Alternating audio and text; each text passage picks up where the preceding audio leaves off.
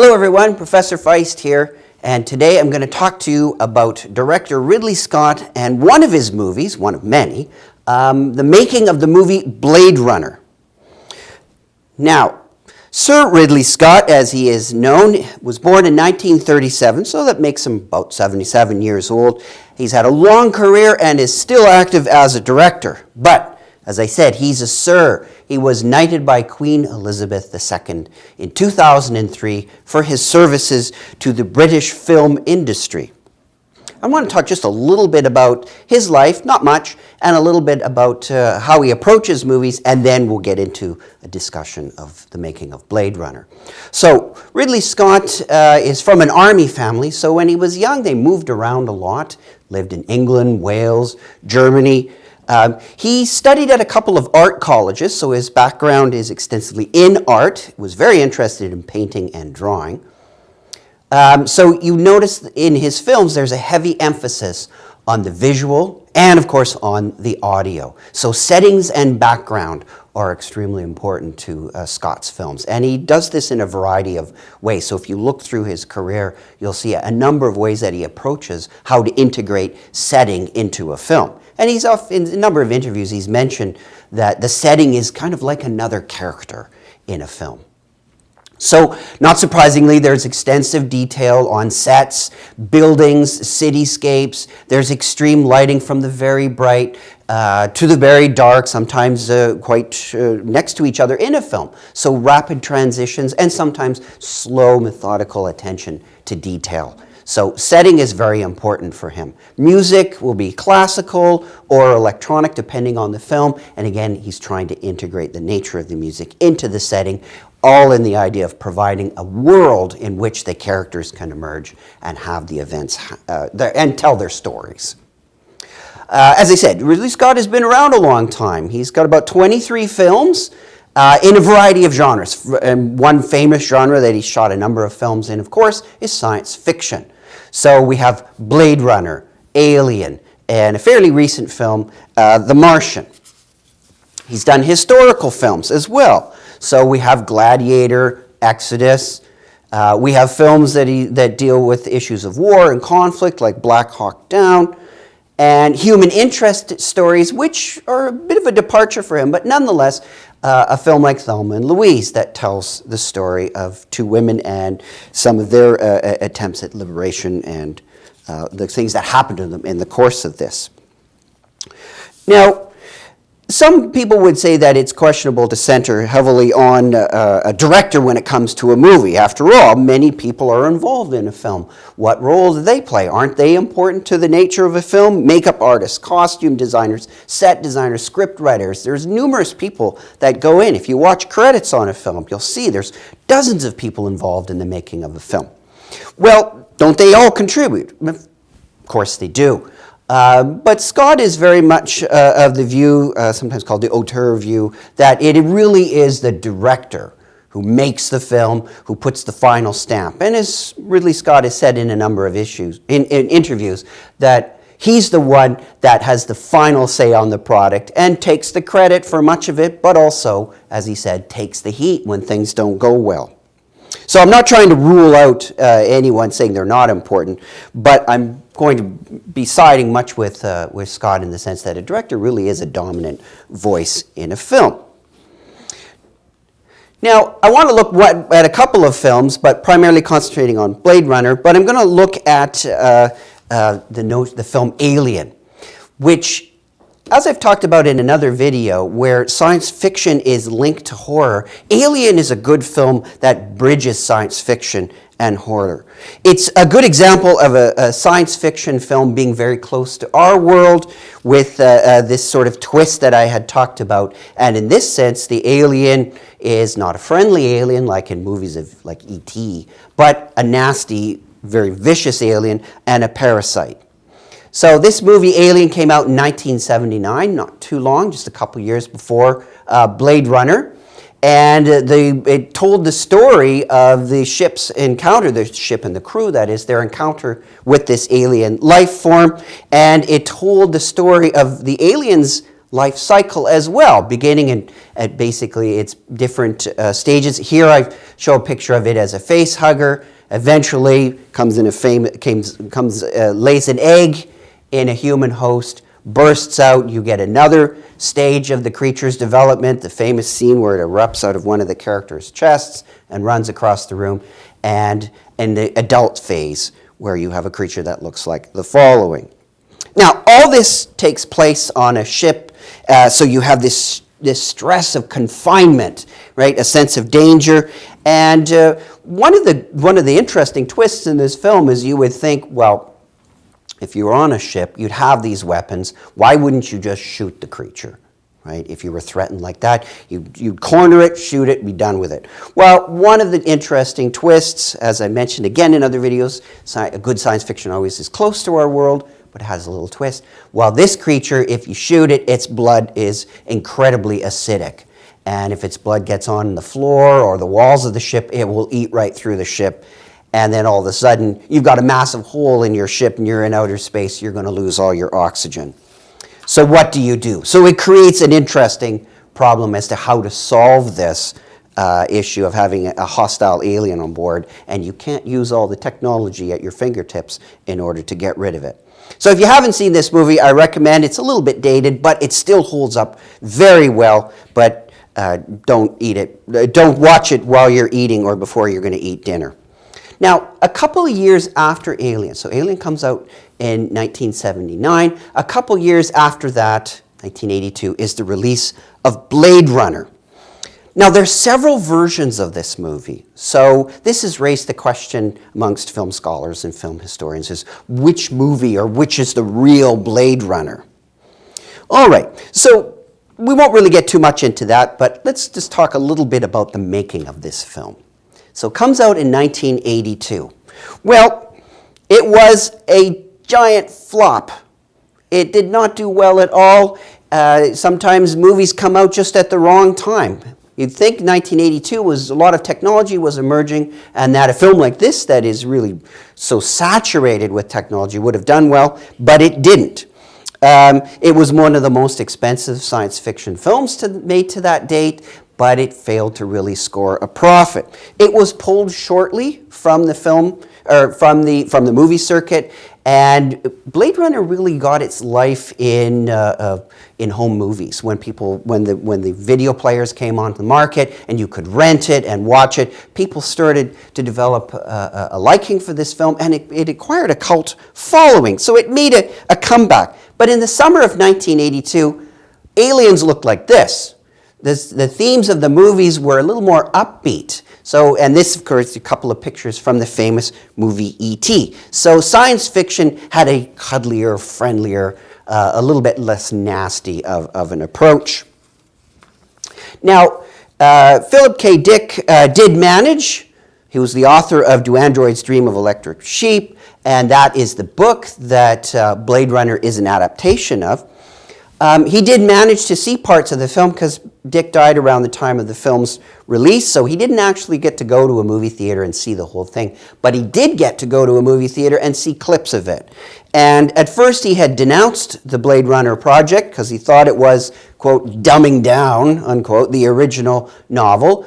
And the Blade Runner team did try and make some attempts to accommodate Philip K. Dick's criticisms, and eventually when he did see the sections of the film, not the whole film, but he saw some sections, he was quite impressed, and this picture here shows that in the end there was arguably a kind of a happy ending with Philip K. Dick and Ridley Scott reconciled. And Philip K. Dick did say that some of the images that he saw, especially the opening scene of Blade Runner, where you have the vast cityscape and the jets of fire and the small ships moving about, he said that was very much like he envisioned the scene for his novel. Well, here we have some pictures of the beginning of the movie Blade Runner. It shows a large unblinking eye and this shot of future Los Angeles at the bottom, which is often dubbed the Hades scene. And the scene of the giant eye, this is a common theme in literature. You find it in a variety of science fiction writers and non-science fiction, right, mainstream writers. Ralph Waldo Emerson, an American author of the 19th century, talks about truly observing nature and becoming a giant eyeball and seeing all. George Orwell also used the notion of the eye seeing things and keeping a heavy amount of surveillance on society. So this themes of eyes and watching and surveillance play a large role in Blade Runner. Now, we're going to talk a little bit about studying Blade Runner. There are so many books on this movie, and there are constantly new books coming out. A few were published, just this year, and next year a number are slated. So if you go to Amazon, you'll see future studies on Blade Runner are constantly coming out, and every time a new book on Blade Runner comes out, some critic always says, "Oh, not another book on Blade Runner. Can't any other film get some attention?" Well, that's an overstatement, but there's no question that Blade Runner has had its fair share of popular attention, popular books on Blade Runner, and a fair share of academic interest. I'll point out a couple studies here, and they're from different perspectives. The first I've got is the front cover of Paul Salmon's book, Future Noir, The Making of Blade Runner. Came out in 1996 and has been reissued a couple of times. This is an excellent study going into the details of the making of the film. Salmon goes through all kinds of issues, the various efforts that went into fundraising for the project, casting, reactions to the film, and he gives a scene-by-scene analysis. And he also gives us some insight by talking about what the actors thought was going on in the film. So actors don't always agree with directors. Actors don't even always agree with each other on how to read and understand and interpret a film. So again, a film is a text, and people read it and interpret it in different ways. Now, even if you're not a big fan of Blade Runner, even if you've seen Blade Runner and you think, it's not that great of a film after all, Salmon's book is still worth reading and investigating because it will give you an insight into something that's very important about films versus novels. And that is, a novel is more or less a fairly private endeavor. True, a novelist has a huge amount of experience in the world and takes that experience and examines it, condenses it, and plays around with it, does all kinds of things. But the writing of the novel is essentially a very solitary, arguably lonely kind of business. Making of a movie as a project is quite different. A movie is basically the story of a number of people getting together to try and create an artistic product. And I'll look at that a little bit later in this video in more detail. So the first was Salmon's book. The next is a book called Retrofitting Blade Runner, and its issues and philosophical and all kinds of issues dealing with Scott's movie Blade Runner and Philip K. Dick's book, Do Androids Dream of Electric Sheep? This is a collection of essays edited by Judith Kerman, and it is what I would say one of the classic studies of Blade Runner, not necessarily about the details of making of the movie, that's Salmon's area, but Kerman's trying to put together a number of essays by scholars that are looking at a variety of aspects of the novel, Dick's novel, and Scott's movie. So this is for the person who really likes Blade Runner as a movie. This is for a person who's really into Philip K. Dick's original novel. It's a broader academic study than just that of the movie. Now, as I say, this is an important study, and in my view, it's arguably a seminal text for the study of Blade Runner, especially Blade Runner. Not because it contains all the answers, no book will do that. But what I mean by a seminal text is that it's an early study of the movie. It's not the earliest, but it's one of the earliest, and it is frequently cited, it's quoted from all the time in later studies, and a number of the ideas that are first brought forward in retrofitting Blade Runner some of them are developed, lots of them are just stated, left in an embryonic form, and a number of these issues become reinvestigated, examined, developed further in later studies. So it's a good place to start analyzing and thinking about Blade Runner in a scholarly way by starting with the essays in Kerman's book.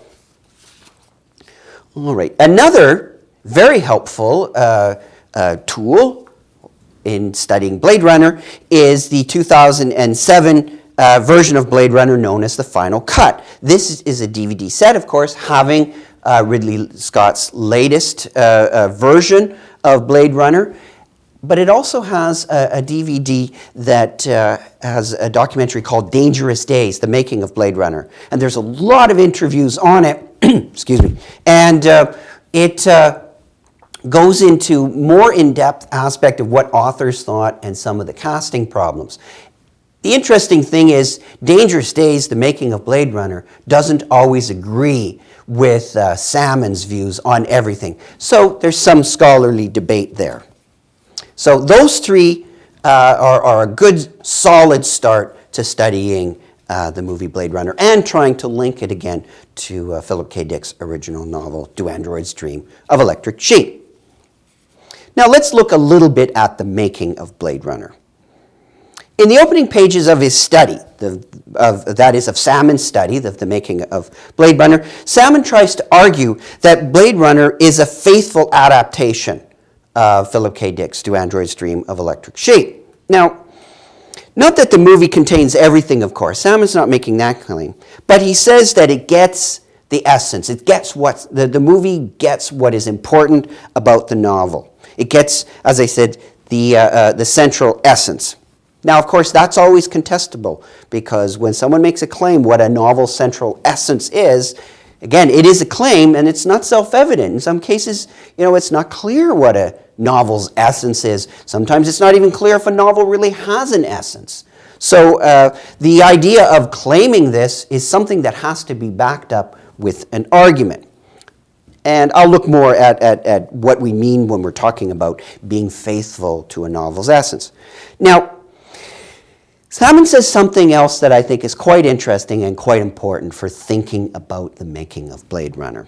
He says that the greatest difference between the book and the movie is something like this, that Do Androids Dream of Electric Sheep, the original novel, is a militant, anti-establishment literary protest.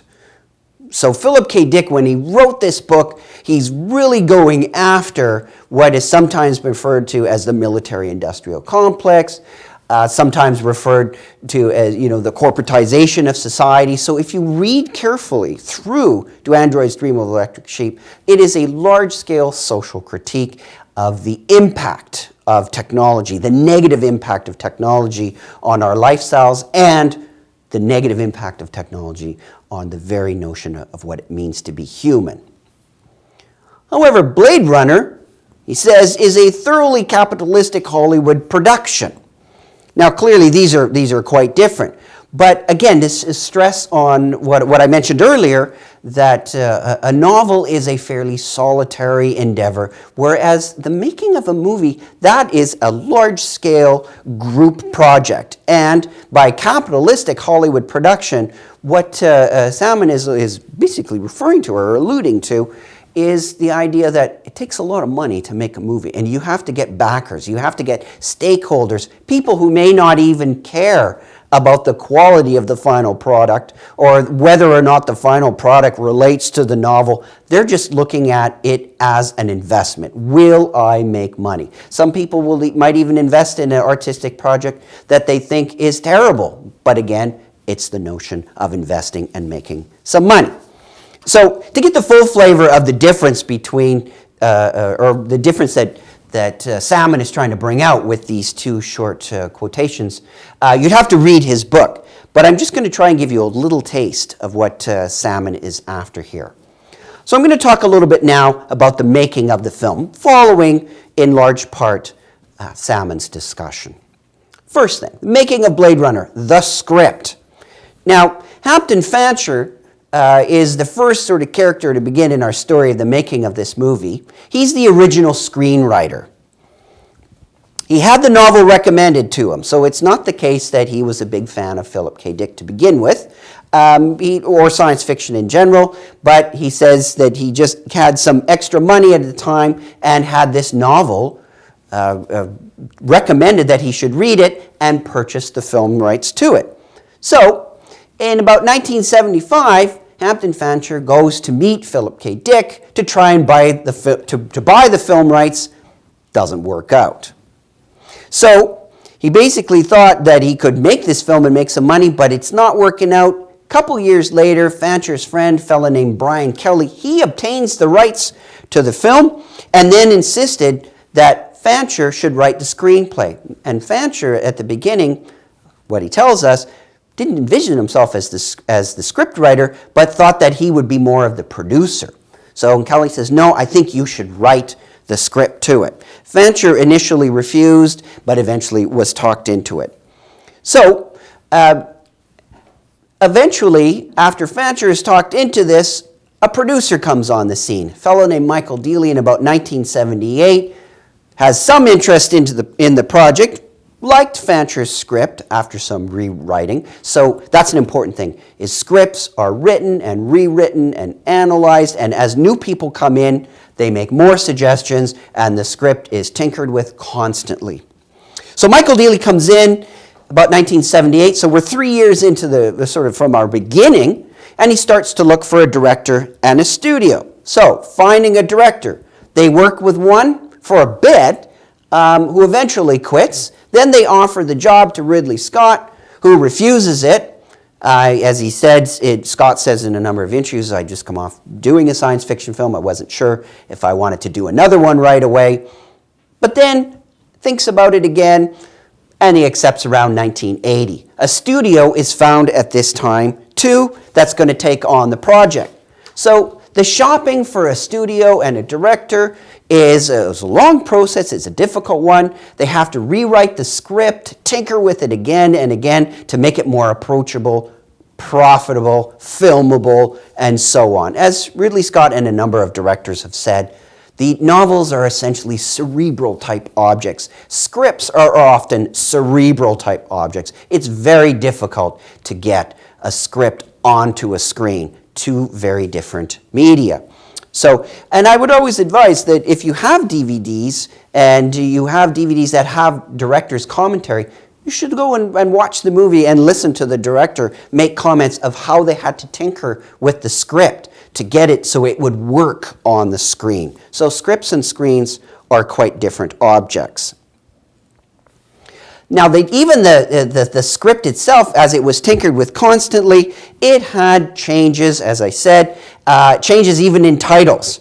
It's, we call it Do Androids Dream of Electric Sheep sometimes. Sometimes it was called Android, sometimes it was called Mechanismo, and sometimes it was called Dangerous Days. So there were all kinds of names for this script, all kinds of again, it was tinkered with constantly. But that wasn't the whole story, because the real fireworks were about to begin, because even more changes were going to be demanded.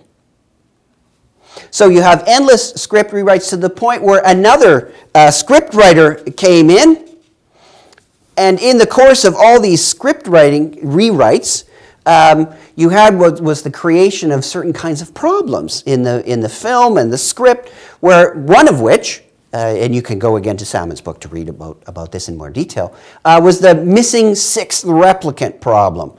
The Replicants was another character in the film, name of Mary, and they had written a number of scenes, they had filmed some scenes, they had an actor in place for it, but through the budgetary problems was jettisoned. And a number of the times Fancher remarked that there were involuntary jettisoning of not only characters, but concepts. There were casting issues. There were all kinds of additional modifications. For instance, we now associate the main character, Rick Deckard, with Harrison Ford, that he owns that role, but he wasn't the first person. It seems odd now to consider that, in fact, it was Dustin Hoffman that was a main contender for this role at the beginning. And Dustin Hoffman and Harrison Ford have two very different styles of acting. Even their physical presence on screen is quite different. And if you go and look at Salmon's book, some of the storyboarding when they were doing that for the movie. Some of the storyboards, if you look at some of the pictures in them, they look like Dustin Hoffman. So he was a serious candidate for the main role in this movie. And he too came in, read the script, he asked for a lot of changes, he got a lot of these changes, and then eventually it didn't turn out that he was involved. Harrison Ford comes in, Harrison Ford reads the script, and he too asks for all kinds of changes. He noticed at the beginning, and if you watch earlier versions of Blade Runner, they have voiceovers. So they're much like those older sort of hard-boiled detective scenes where you'd hear this voiceover would tell you what's about to happen or what the main character was thinking. Well, when Harrison Ford read the script and looked at all these voiceovers, he thought that there was too much of that. There was too much telling. There should be more showing.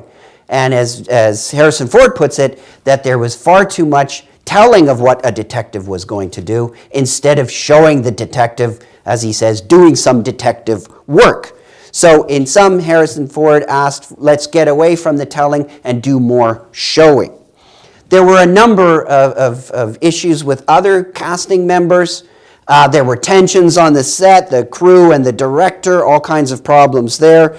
Ridley Scott, again, being English, when he was interviewed in England about what it's like to work with British crews versus American crews, he said that he preferred British crews, and that didn't exactly go down very well back in the States when they were making Blade Runner. So there were all kinds of issues on the set, all kinds of tensions between the crew and the director. So what I'm really getting at here is from the movie about a novel to the actual finished product on screen is a long and complicated process. It's expensive. A number of people are involved who may not, as I said, they might be just stakeholders, financial stakeholders, who could care less about the artistic quality. Some of them do, some, but it's not necessary that they do. They're looking at it to make a profit. So when you think about the making of a movie, it's not just as simple as a group of people reading a novel and trying to directly capture it. What I'm trying to stress here is that the whole project of making a movie can take years. Multiple people, multiple interests are involved, and some of those people that have deep interest in the artistic quality may not even really be all that familiar with the original novel itself. So it's not a simple project of just simply moving things over from one medium like a novel to another medium like a movie. But I'll talk more about that in another video.